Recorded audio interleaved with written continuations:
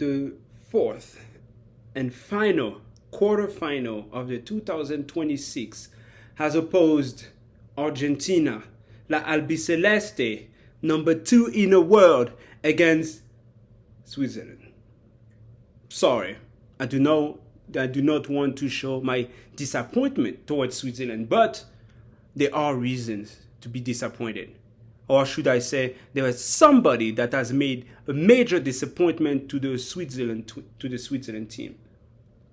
But before going there, let's talk about the atmosphere, because I think that's important to talk about that. Not towards Switzerland, because Switzerland actually has been doing really well.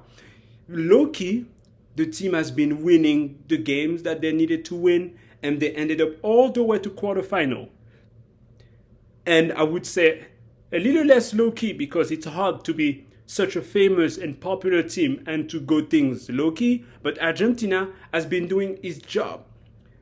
With pain, with doubt, with struggle, but they have done what they were supposed to do, and that's what matters. Once you're a champion and you have the trophy, no one will care to tell you, yes, but you scored only twice. Yes, but that team that is ranked number 167 was such a challenge for you. No one cares. What matters is to win. And Argentina has been doing that so far. But it is hard for people to cope to the fact that Argentina, as a winning team, deserve their current position. Yes, you probably heard it multiple times that there are some, how can I say it, doubt, okay? There's kind of a cloud of mystery, a cloud of confusion that is kind of hovering over the team. Is it true? Is it not? Is it legitimate? Is it not? Is it deserved? Is it not? I don't know. But even before going there, because the topic of Mbolo and his red cards is going to lead us towards that, let's talk a little bit about the game in and of itself. Well, first of all, I was going to say that Switzerland had problems to connect their midfield to the offense. Why? Because Romero, from the defense of Argentina, did a fantastic job. I was surprised because I never really pay attention. Well, it's hard to pay attention to Argentina, to other players, really, when you have players like Messi, like Julian Alvarez, like Lautaro Martinez. All those players deserve their own spotlight. And the defense, if you want to be honest, tends to be a little bit forgotten every time. Because today, it's really a football that is geared toward offense. If we go back to the 1980s, 1990s, and even 2000s, we had the Germany, we had the Italy that are fantastic defensive players like Maldini, like Nesta, and all those things. But today, the attention is much more on the offense. So when there is a player that is actually doing a fantastic job, it might take a little bit of time. Even for people like me that try to analyze the game the best as I can, it takes a little bit of time to realize, like, hold on, that guy is like the third or fourth time that he made like a just significant stop, a stop that is so vital to the game that he literally stopped a potential goal from happening. And this is Romero. Romero has been extraordinary. Every time the Swiss midfielders just need one more pass to be able to score, Romero's foot was there. And when I started to really pay attention to it, he did it at least 2 or 3 times. So I'm not even going to count how many times he did it when I was not paying attention. So he deserves definitely some praise, because it's extraordinary to see that. Because one of the most important things, if not to me, the most important link is really between the midfield and the offense. Because the midfield is about taking control, but also about seeing what is happening ahead so they can create opportunities for the offense. So if you can cut that line, that link, that connection between the midfield and the offense, nothing will happen. And this is exactly what Romero has did. So congratulations to him. Too bad for Switzerland. And but what's happening and what has been happening since the beginning, that's the reason why we had an Argentina team that has a Messi that is better than ever in World Cup. I must be specific. In World Cup is better than ever. But Argentina seems to be much more fragile than ever. Because every time they start winning and they have a possession, what happened? It seems that they're going to just a phase that everyone is tired, or maybe everyone is lazy, or maybe everyone is confused, or maybe everyone lose skills. But it allows the other team to catch up on them. And this is exactly what happened. Exactly what happened. They scored, and suddenly the level of the team just dropped significantly to the point that Switzerland was just dominating the game, were just like literally creating most of the opportunities, and they tied the game. And I was happy because I'm like, yeah, let's do it. It doesn't matter which team are playing against home. To me, when you reach quarterfinal, I want the game to be somewhat, back and forth. Unless there is a superstar team, wink, wink, France, that is literally, in that case, it's different because it's a different psychology that I have towards that. But Switzerland against Argentina was becoming a really tight game, really tight, until, and that's the topic that most people are talking about, until something happened. Just so we understand each other, let's go back to the beginning. Until Embolo received the ball, suddenly he fell. And because everything went so quick, so many information was going on at the same time, and I'm pretty sure most of the viewers, including the referee, assumed that the closest player to him, which was Paredes, fouled him. So the referee pulled out a yellow card. And when the game was about to resume, suddenly the referee stopped. VAR reached out to the referee and said, now I'm just gonna, I don't know exactly what I said, but that's what I assume. If something said like, hey, you should go and check the camera because we don't want to say that you're wrong with your yellow card, but you deserve a second look. The referee decided to follow VR advice. Goes, run towards the camera, look at the video, and guess what? Embolo received the ball. No one touched him. Not the fly, not the wind, no one, and much less Paredes, who was nearby but they didn't touch him. So it happened that Embolo received the ball and just simulated a foul. So he fell, screaming. And everyone probably jumped and decided that, Paredes just fouled him. But it was not true. So the referee decided to make the decision that is on the rule book. Okay, I want people to understand it's on the rule book. It's not the referee decided to just, I'm going to do that. On the rule book, it is said that in a case of a situation where a player is punished by a yellow card, or even a red card for that matter, but the player has not done anything wrong, and you have to understand what it means when you say anything wrong. In football, usually when you touch somebody's toes, it's counted as something wrong. So for anything wrong to happen, it means that you haven't touched that person. And that was the case. The referee, at his discretion, can just rescind the yellow card or the red card, any card that he did, and just give the card to whoever has simulated. Why is that allowed? Because unfortunately, football has been plagued, has been poisoned for so many years with simulation. Simulation is pretending that something happened when it didn't. The problem is because at a certain time VAR was not used, it means that it was just the referee that has to use his eyes, to use his knowledge to understand if this was really a foul or not. And as you can imagine, you have countless of players taking that advantage. Players that pretended to be tripped when the player barely touched them. Players that pretended to be tripped when no one touched them, aka Embolo. Players that have been tripped, but by their own feet. And this is me and my experience. This is Ravanelli that did that when he was playing for Marseille in France. That's the most vivid memory that I have about a player that ran and literally no one touched him. He purposely tripped himself to fall. And then the referee gave a penalty to Marseille and they eventually scored. At the time, we didn't have the technology. to do it. Now we have VAR, and VAR intervened and said Embolo faked it. Embolo simulated a foul. Referee, yellow card to Embolo, who unfortunately already had a yellow card in the first half.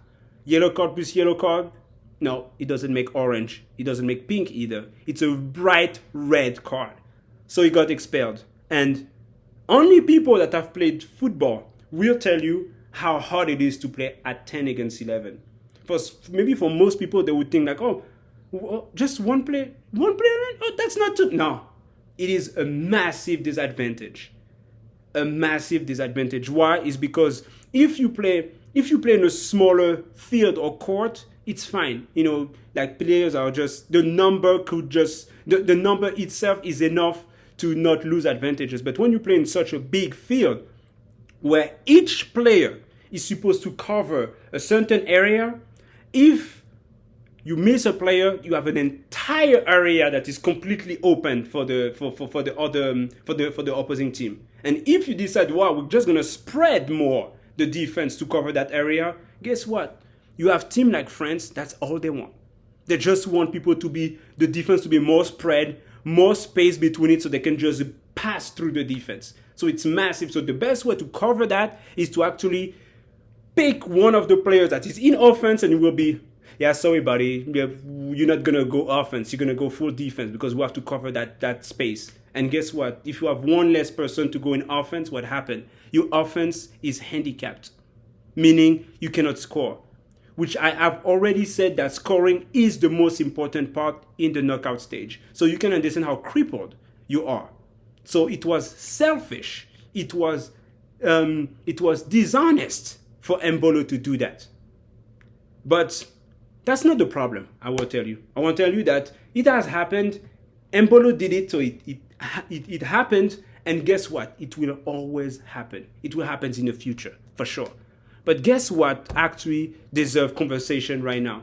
Is because when you go on social media, you know how social media people kind of lose their brain. And by losing their brain, I'm being like facetious, because what I mean by that is like they literally take their brain out and just put it on the desk and just forget to just bring it back in.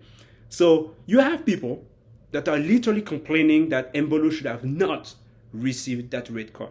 They try to, I think the worst I've seen is somebody using the VAR rule to say that the VAR should not have intervened while the rules say explicitly that it should intervene.